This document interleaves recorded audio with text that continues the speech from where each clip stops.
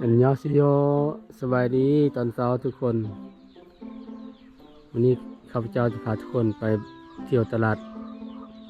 บ้านเมืองงอยอันนี้ยังเป็นภาพบรรยากาศบ้านนากลางอย่างนี้ไปกับในบ่าวเทศนะเด้อสบายดี ไปดิยามาเซโย เออ วันนี้จะพาทุกคนไปเลาะตลาดเนาะ ไปเลาะ เบิ่ง ตลาด ว่าบรรยากาศจะเป็นอะไรไปไ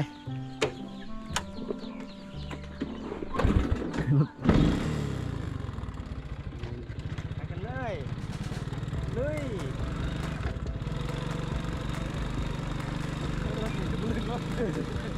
เจ้าเท่าเลยรถนี้ที่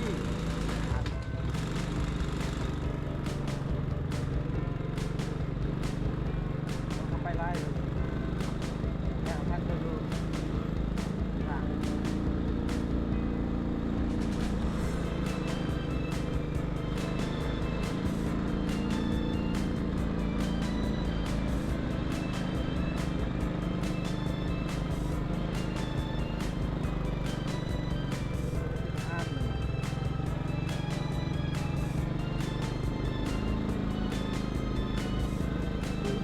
เรียนไปเรียนบอกเรียนบอก เรียนเป็นตลาดตลาด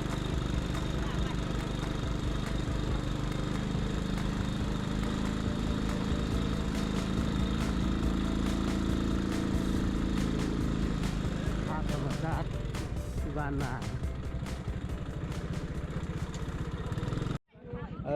ไปเมืองงอย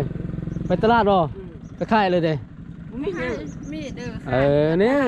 นี่เลยนี่ ยอดไหว้ ไปค่ายยอดไหว เนี่ยบ่มีเลยค่ายยอดไหวเลยเนาะจะได้เงินเอาที่แล้วนี่นะ ได้เงินฟรีอยู่ ได้เงินที่นะ ใช่ โอเคเอาไปเนี่ยเฟ้นมารถทอนี่ ได้ เฟ้นมารถนี่ เขาห้อยไว้หอดอยู่ ได้อยู่โอเค แก๊ก ไปตลาดไปตลาดไปตลาดเอาเรื่อยๆไปค่ายนะ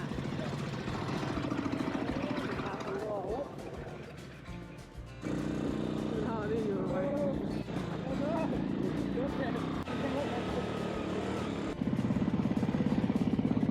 ยินดีไหม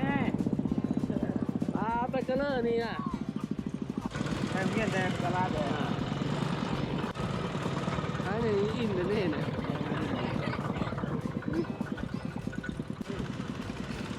ทำหนักเลยทั้งไทยเป็นทำหนักเลย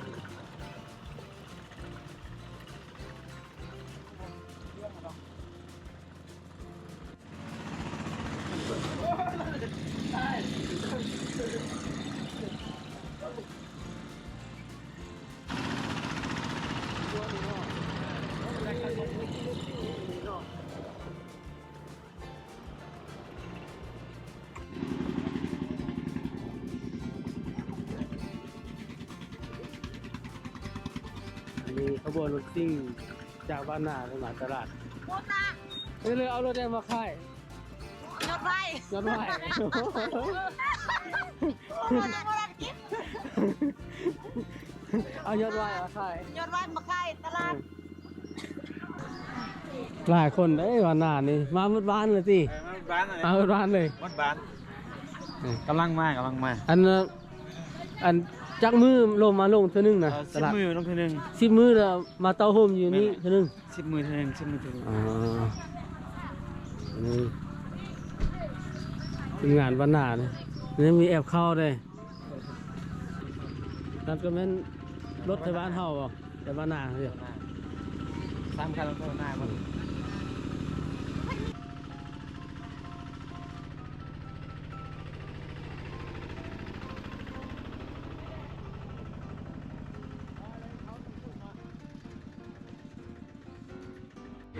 เหลือ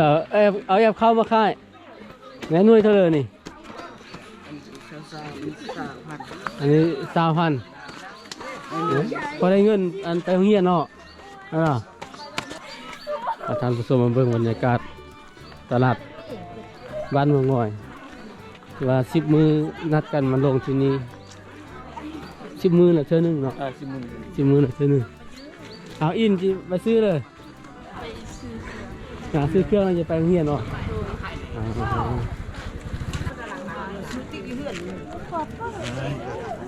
เฮ้ยจะได้พริกนึงยังไงกัดมืออยู่มันตลาดสินทางสิน ลองซีน ก็หูตั้งไปเจ้าของ อันนี้มันเป็นแหล่งขายซีนหมูเนี่ย ทำอะไรเนาะ อันนี้ตึกเบ็ดเด้ตึกเบ็ดในอากาศ เบ็ดแดง เด้ได้ป่ะ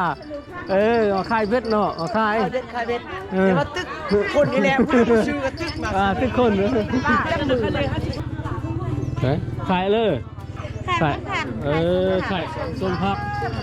ต้องเท่าไหร่ 5,000 5,000 เอาต้อง1บาท เอากินเพื่อน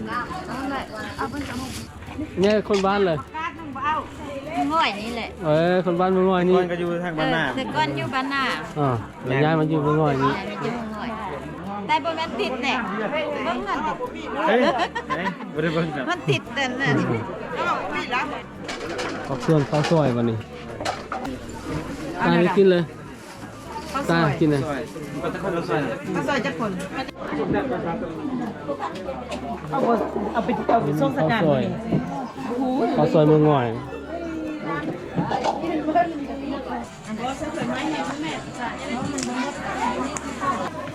อ่อนเอเพชรเลย อะไรความแซ่บบอกอันซอยมึงง่อยนะเพราะว่าเจ้าของห้างก็จะดีเด้เนาะเพื่อก็แซ่บ สุดยอดมันนี้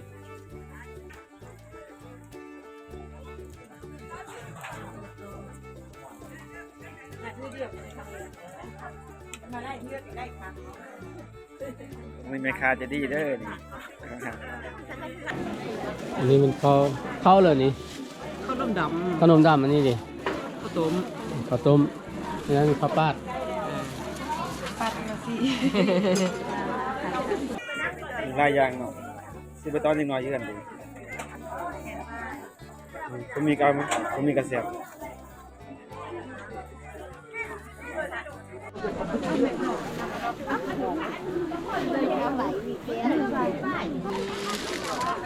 ส้มแซมไปส้มแซม35ให้ น่าจะหา มีจักทุ่งหนึ่งมี10ทุ่งก็ได้เงินแต่ทุ่งหนึง5,000ใครมาเหลือ ตัวนี้ ก็กำไรเตไทยนึงเต5 6 5,000 อันนี้พันทุ่งแค่35เนาะ ส้มแซม35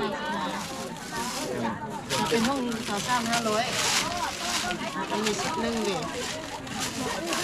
เด็ดๆเนาะ ถ่ายวิดีโอ ซื้อให้เด็กหน่อย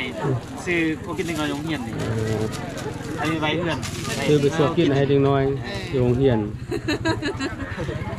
แม่ค้าใจดีแล้วรถไทยตลอดค่าประจ ประจำ อยู่บ้านนี้เนาะ แม่นเหรออยู่บ้านนี้ ำบางหน่อย บ้านหน่อย เดี๋ยวก่อน ได้กลับมากลาง เด็กกลับ อันนู้นหรือกลางตัวอันนี้40เนาะอันนี้55นี่อย่างเดียวเอาตัวนี้ใหญ่เลย ตัวเยอะ จะชูนิ้วไหว้ได้ตัวนี้ อ่อนน้องไปจวบอีเมลเสื้อนี่เจ๊ไปโรงเรียนในหนึ่งก่อนฮอนโมงก่อนรอตลาดก่อน ซื้อได้แต่จะได้เงินเต็มมัดเฮ้ยไอ้จันเต็มมัดเฮ้ยไปโรงเรียนดิเป็นเศร้าเลยทำไผ่เนี่ยบุ้งรถเลยบุ้งตัวใหญ่นี่ได้ นี่มาเล่นทุกเพลงก่อน เอาบุญยังไม่มีไส้เนาะ อันเด้อ ไส้ กระใส่กันเลย ไส้หัวกันเมื่อเพิ่นนี่ เมื่อสิเลย ไม่นอนนอน เอาใจเลย จักแตะจังจักแตะไว้กิน ไปขอเอาอันน่ะ หมอง มินมอง เรียกหมอง ดังเท่าไหร่ลูกพอมอง ผ่านเจ้าสิอู้ นี่เจ้าให้จีนี่เจ้าน่ะ ดูเอาอันนี้ นี่เจ้าของ ด่างเลย เส้นหา นี่มอง เว้นเด้อสันไป สำหรับใส่ป่านี่จะเป็นมองปั่นซองมองปั่นซ้ำปั่นไข่เครื่องมือซองเกี๊ยวมักจอม เปียงเลยนั่นน่ะ มักจอม มักจ้องอ่ะนะ มักจองอันนี้มักเกียง เล่นยังไป ไปก็ได้ถูกโอ้ นี่เมื่อยาสูบ นี่ไงคือ นี่ยาสูบยาเซนยาพันเนาะ แขก ลองอย่างสู้ก่อนคือในลองก่อน คักบ่ ก็บ่คักเอา เป็นอันนั้นฟิลเตอร์ เอาคาปูตัวมุ่งหนึงแล้วเหรอ อันนี้ย่างแบบทำมาอันมันที่จะเพิ่มเอามามื้อไหนโกติดแล้วลูไปบ่เอามา ตัวเยอะนี้ละเป็นเส้นเศร้า แต่ดังใหญ่เลยมันไล่คนนอนเลยพี่น้องมาแล้วก็พี่น้องมานอนไล่คนใดนี่เพราะว่าพี่น้องไล่เด้ พี่น้องไล่คนเด้นี่ว่าจะมอได้เนี่ยมอเกียง อันนี้55,000 56 85 แส แสนหนึ่งแสนสิบ จ้องอยาก จ้องซื้อจ้องเลย จ้องอยากให้เบิ่งพุ่นน่ะเนาะมีแต่อันน้อย กูมาจักเลย คาเฟ่เบ้ เสี่ยวได้ในเดมาตลาดน่ะ ได้แต่ยาสูบ ปลาดาซุปซื้อมาเท่าไหร่ พอสูบ บ่เท่าซุปย่าเนาะ เสือกอยากกิน 10 มื้อละมาเท่านึงเนาะซื้ออะไรนึง เจ๊ไปตลาดมาหน่อย ได้พังหอมได้ตกเสือลูก ซื้อเครื่องพัวเดี๋ยวบ่น้ำนาวเด้บ่ซื้อ เยอะแล้ว ซื้อเองเนี่ยน้อมได้แต่น้อม แล้วจะห้องกิน แล้วยังกินบ่ได้ผู้บ่าวเลย เขาบ่คายนี่บ่เบาน่ะ มา ประมาณนี้ เขาบ่คายบ่เบาเนาะชาวบ้านนากำลังซื้อเครื่องกันคงใส่เพราะว่าจะหีบซื้อเพราะว่า10มื้อมีเทื่อนึงบ่ได้มีทุกวันเนาะ